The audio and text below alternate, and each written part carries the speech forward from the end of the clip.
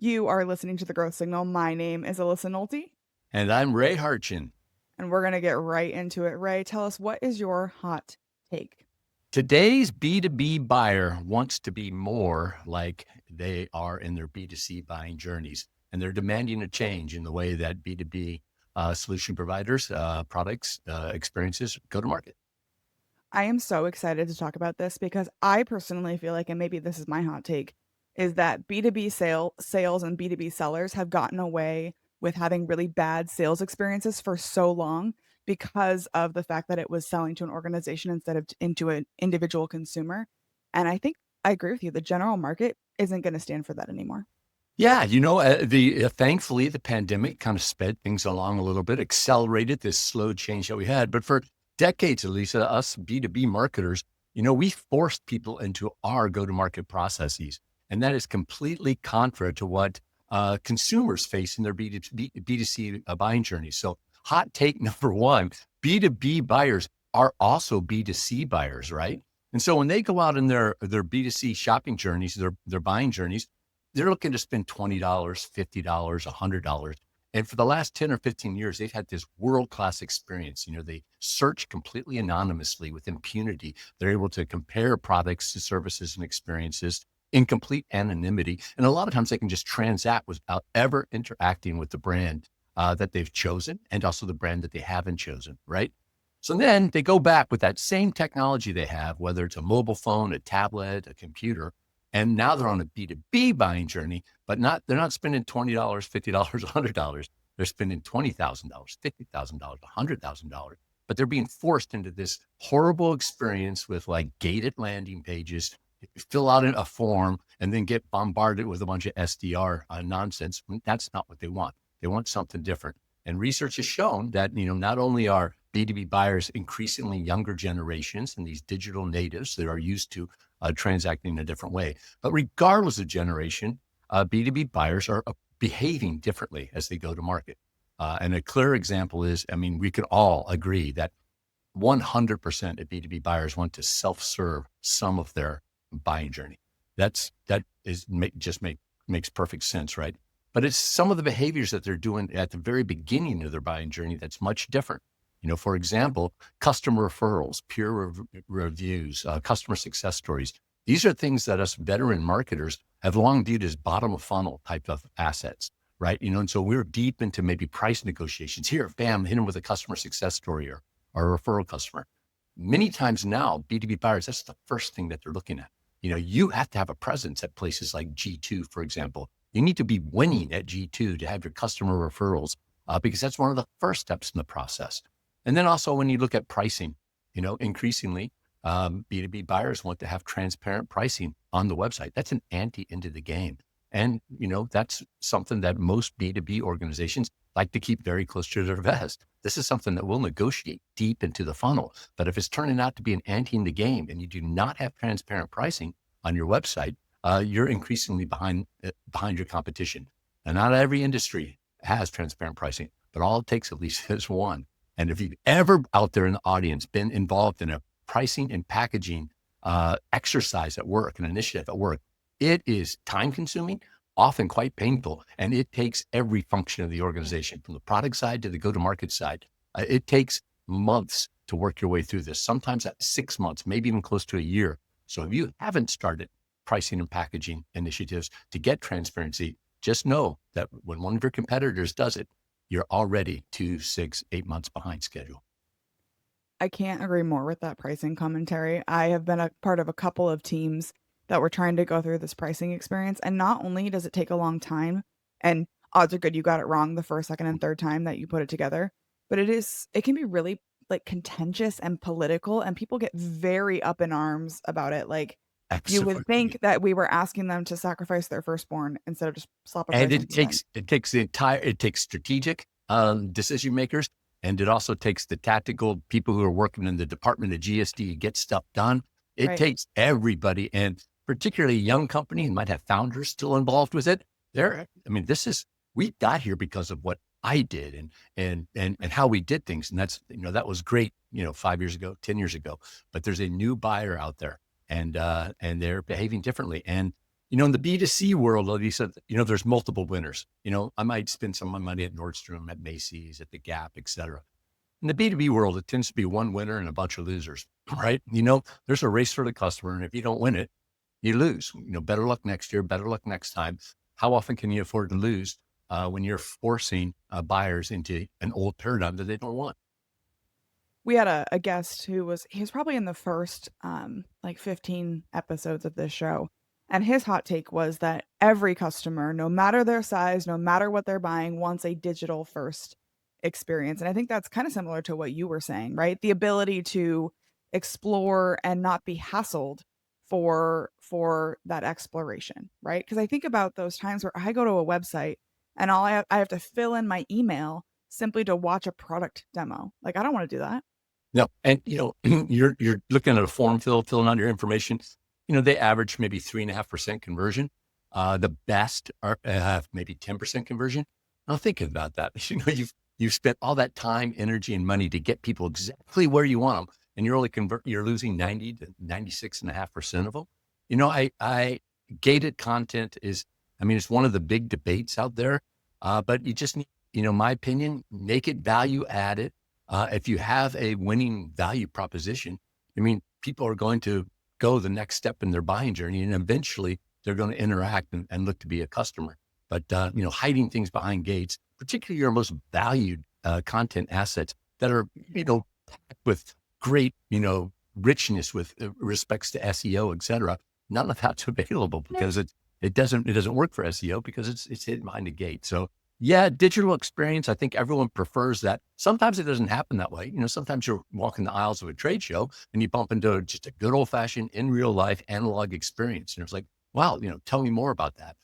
That happens, but the majority of the buying journeys start with somebody at a keyboard, and it's important for you to win at search to get that initial, brand awareness and the education of how you can add value to their particular pain point or their particular opportunity that they're seeking to seize upon.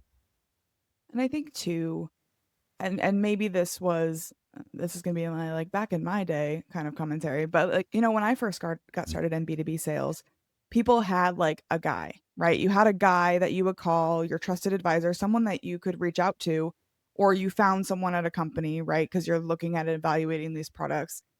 I do worry that now with the advent of all of these different opportunities and the review sites and all of those things that we're looking for, like pure referrals, like you mentioned at the beginning, our trusted advisor has really changed, and it's no longer the salespeople who are trying to pitch a product. Yeah, I think, there's a lot of value in becoming the trusted vendor partner, and it's the organization. But you're absolutely right. When there, turnover, a lot of times you went with your sales executive sometimes as a customer. Like I really, Alyssa understands Right. my business and she understands my business well enough that she's gone to maybe a different firm. Well, then I'm certainly open to going to that other firm as well. I think there's still a lot to be said for that. And those are it's go to market eventually comes down to an engagement and building rapport with the customer and having the customer say, "Hey, this understands me." But now, particularly with a bigger company, it requires this concerted, purposeful effort and this coordination of the entire go-to-market team. And for a decades, we've talked about the need to coordinate sales and marketing. But now it's more than that. Anybody that's customer facing, so your customer success group, customer service, professional services, what have you, those people are part of the revenue team as well, because it's about, acquiring the customer, but then servicing the customer and retaining the customer. Because we all know the cost of customer acquisition is relatively astronomically high compared to the cost of retaining a customer. So what's that net retention ratio? You're spreading this out across more stakeholders of the organization. It's not just your guy who is taking care of you, but it's, the team and the brand that's taking care of you. And if you can fulfill that promise, then the brand becomes the trusted vendor of choice, as opposed to my guy who, he knows my company and Yeah. can solve my problems. Does that make sense? Absolutely. And I think the hardest part too is reorienting our company mindsets to the idea that we're all responsible for revenue, right? So I always tell people you are either revenue generating or revenue responding. And Ex- that's really the only two options you have if you work for any company. Either you directly create revenue or you respond to revenue. So if you're in accounting, well, you have a job because there is revenue coming in, right? So how do we recognize that we're here to do business and drive revenue and deliver on great outcomes for customers, and thereby they will stay with us if we're consistently delivering value? Yeah, if we can use accounting terms of cost centers and things like that, and but you're right. You're either generating revenue or responding to revenue, and it's one of the things that I really like to stress. The whole concept of revenue orchestration is this purposeful coordination of the team to go to market. It's so easy. I mean, we've talked about this, for decades. It's so easy to say like, hey, we're coordinated within the sales and marketing, customer service, and all this. But, when it gets down to it, you can look at a head of sales, a vice president of sales, a sales manager, sales director. They're always worried about the amount of non-selling time that their sellers are expending, the administrivia, right? But I'll just share with you just one quick example of how this can get away from the coordinated effort to go to market and win the customer. And that is at close lost. You end up with somebody at close lost, and we have in the revenue team, we have trophies named after individuals who don't take no for an answer, and they're beating the streets. They're knocking on doors, they're smiling and dialing, and sheer persistence and getting on to the next thing. And there's this lore, this folklore, cultural folklore built within sales organizations of, okay, close lost, one door's closed, the next door opens.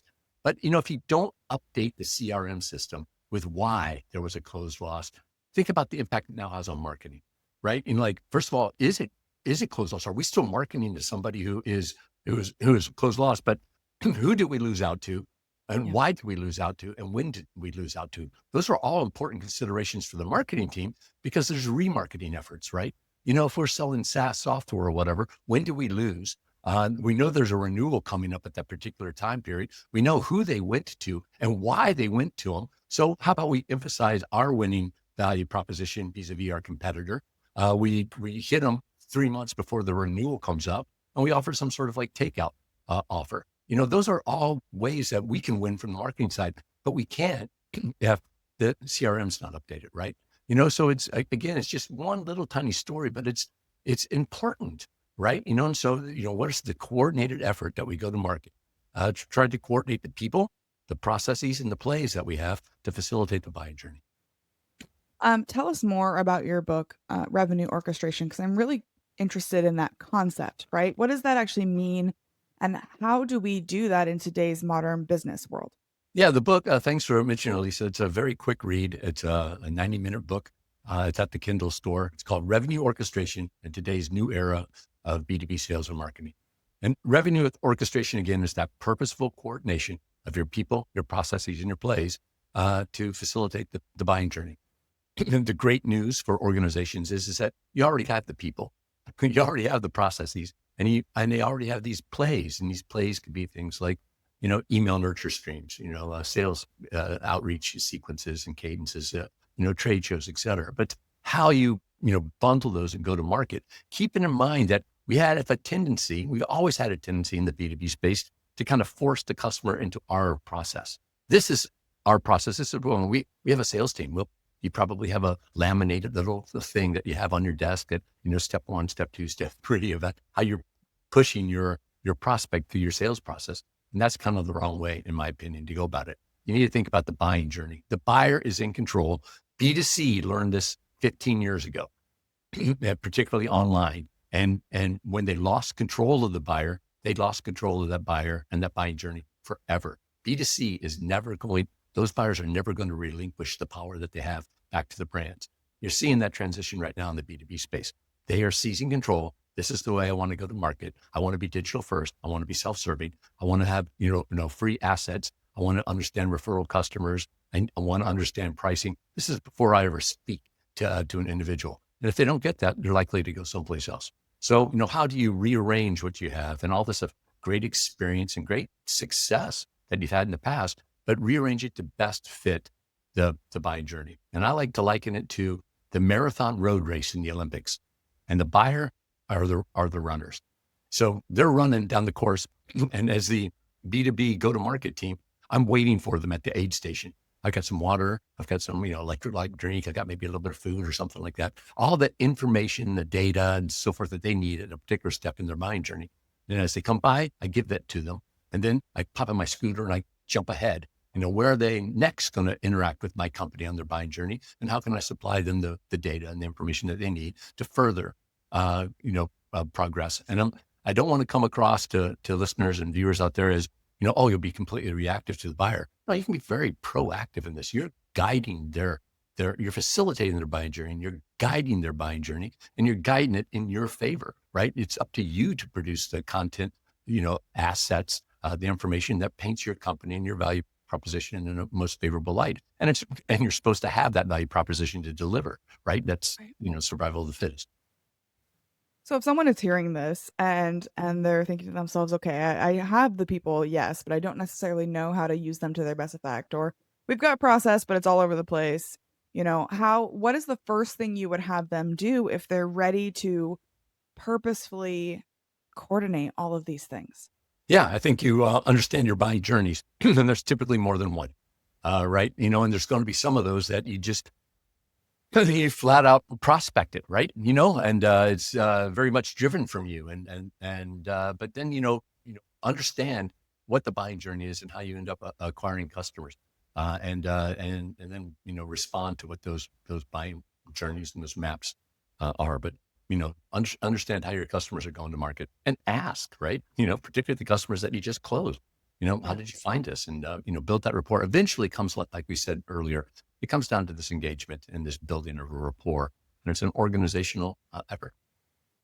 So how much of that time building this should be spent in like a conference room, collaborating, mapping something out, writing on a whiteboard, and how much of that should be spent out talking to actual customers, and what's the ratio of, time spent looking internally versus time spent discovering externally? Great question. This the first of all, the buy-in is important. And this is, we're doing this at a great time. We're, approaching the end of a year, end of a calendar year, end of a fiscal year. We're about ready to step into that, that that routine of sales kickoff and revenue I kick. always call it this is circle back season where we're all gonna just keep circling back until we get to January. That's right. And so here's our new philosophy. We're going to market as a group, and what does that entail? Great questions about how much of this is backroom stuff, how much is customers. I like to think it's more and more within customers, and we have so many digital tools, but also good old fashioned in real life tools, analog tools to be able to get customer feedback. So utilizing those metrics and those dashboards, see how our audiences are responding. There's almost a constant test and experiment, and that's what's great about go to market is so much of it is digital, and it lends itself to metrics, right? So we know what's working and what's not. We also know it's pretty difficult to have a fatal flaw in your process unless you just are ridiculously stupid with hate speech or something along those lines. Right. Those are one and done. You're out. But for the most part, if you have a typo on a website or whatever, we can fix that pretty quickly, and it's not a fatal flaw. So experiment often. And it's a never ending process. So this amount of time like you spend in the back room and the amount of time you spend on the front lines, just because you've got a buying journey down today, doesn't mean that that's the same 3 months from now. You need to revisit that. Yeah. You need to look at your dashboards and your metrics and, how can we continuously improve? So, I hate to put a number on it, but it's certainly, I would certainly hope it's, more than 50-50, more than 50% out in interacting with customers. There's so much that we can do as revenue team members to proactively engage and service customers. And what do you want? What do you want next? And we're here to provide it for you. What do you think is the biggest blind spot that people who are in any kind of revenue related role are what are they missing? What's their biggest blind spot? I think the biggest blind spot is, forcing our process, forcing the customer into our process, right? And we get there with all the right reasons, I think, right? You look at the revenue team, particularly from the sales side of the revenue team, and you see just years of proven experience. You do not become a head of sales by, regularly not meeting goals and objectives. Right. So you have this tremendous amount of success, right? But then it's that recognition, that realization that buyers have changed and they are changing, and so let's not get caught behind. So it's that open-mindedness and that willingness to say, hey, I succeeded in the past. 20 years ago, going to market in B2B, there was only one way to do it. And customers were fine with that because there's no other way to do it. This is just, Right. I got to fill out this form. I got to have an SDR hound me. I'll eventually talk to an AE. I'll get some referral customers and we'll negotiate pricing. And I won't be particularly happy about this whole thing. We'll probably experience some of the 8-legged sales calls with that. It's, 4 salespeople flying out to my spot, and spending a couple of days with me on a whiteboard and all that. Well, that was a process 20 years ago because that's what everybody did. But now once, leaders in every segment and every niche starts, transitioning to the more buyer-centric approaches, I think that's the blind spot. It's like, hey, let's not be blind to how the market's evolving. Let's make sure that we're not forcing customers into our paradigm, but instead we're responding to their desires, which their desires very quickly turn into demands, Alyssa, right? I mean, we saw it in the B2C space 10 years ago. I want this, and I will happily go buy my khaki pants someplace else rather than you because it's a seamless, frictionless, me-centric experience. I couldn't agree more. I think that one of the things that I am seeing, and of course, like we have all this process in place for a good reason, right? We want to scale our sales process, or sales really wants, that lead so they have someone to chase down, or, all of those things that are there for good reason. One of the things that I am seeing though is that companies are trying to go down this buyer centric journey, and yet they are not willing to sacrifice some of these things that they've had for the last several decades for the sake of buyer centricity. They're not willing to give up their gated form because sales is demanding it. And so I think if you're going to be truly buyer centric, you have to be okay sacrificing some of the things that you want inside, like their contact information, for the sake of that centricity. You hit probably one of the biggest obstacles that there is, and that is I've never met a seller or a sales organization that didn't want more leads. And if you're not capturing contact information, you are not capturing leads at a quick enough pace. It is a leap of faith to say, Alyssa, when I do give you a lead, they're going to be they're going to be much more qualified. They're going to be much more prepared to buy. They're going to be ready to go. It affects the entire org structure. You look at like maybe an SDR or BDR. There's models out there where we have one SDR per account executive, and because it's our bench. Our best SDRs are going to become our account executives. Maybe you don't need one per AE. I found that in several organizations where it's like, maybe we need one per every 2 AEs now. So now we have a smaller bench for our AEs. That's hard for like a 25-year-old veteran head of sales to think that's not, I grew up as an SDR. This is how we've done it for 10 years. We've had all this great success. So, yes, it's, how do we still capture leads? How do we still proactively prospect, right? And you have to make that up. From a, realistic perspective, we can't be looking at, from a marketing perspective, we're giving you less leads. But trust us, in time, we're going to give you more marketing qualified leads. But it comes back to metrics and showing that value chain all the way through. But what can we do to still keep leads coming in? It's sooner or later, a buyer needs to identify themselves in a lot of the models that we have, because you have to have that exchange. But that's also changing, right? There's, like in the software space, you see a lot of free trials. You see a lot of freemium types of offers. These are abilities for customers to buy, try right now. That's a form of lead capture, right? Now we have somebody trying to freemium model. Now it's up to us to convince them to see what the value add is. Yeah, they're getting enough value that they've decided to give their currency exchange instead of just their time exchange. Yes. Considering all of the people that you know or aspire to know, who else is out there? Who else should we be paying attention to? A person that really impresses me, an individual, her name is Nadine Dietz, and she's the company, she's done a ton of things in the past years, very strategically focused in the marketing space. But her current company is Virtuosi Leap.